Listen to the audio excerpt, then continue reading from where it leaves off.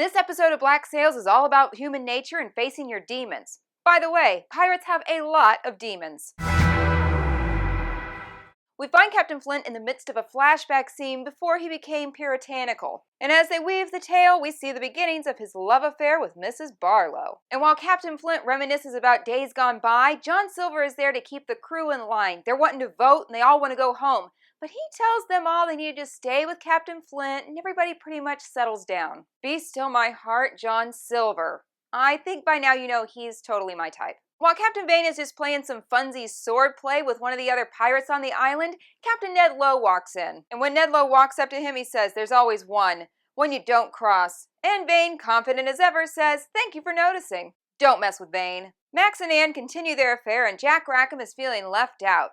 However, Max sets out to fix this by pressuring Captain Vane to open the door for Rackham to become a captain once again. After all, Vane and Max have one thing in common. They both really still want Eleanor. Speaking of Eleanor, she is a woman who is not sure where her loyalties lie, especially with the return of Captain Flint. She's happy to see him, but it is obvious things aren't as chummy as they once were. And now it's time for the question you've all been wanting to know. Who's Pirate of the Week? It was easy, Captain Vane. With sculpture-worthy ads and all that attitude, he took all the action necessary this week to show his dominance. And he makes all these decisions this week with that gloriously menacing tone of voice that's equal parts attractive and scary. He was really the only pick. Now it's time for the most important scenes of the week.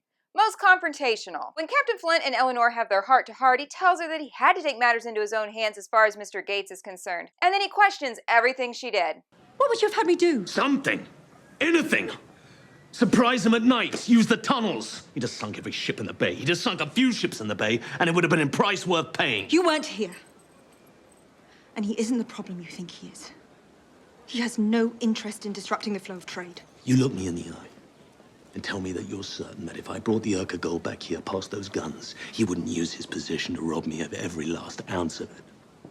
Most decisive moment. Captain Vane sets the stage for Jack Rackham to be a captain again. But he's got to have a ship and crew so he can be a captain too, so he kills two birds with one stone and takes out that awful Ned Lowe and commandeers his ship. I reiterate, Pirate of the Week. Moment of denial. Max knows everything about everybody and is honest about her own feelings. She tries to give Captain Vane some advice about getting over his heartbreak for Eleanor because she too is experiencing it. And the moment she turned to walk away from me, do you know what I felt? The urge to go after her and hold her again. It's amazing, isn't it, the spell she cast on us? What are you talking about?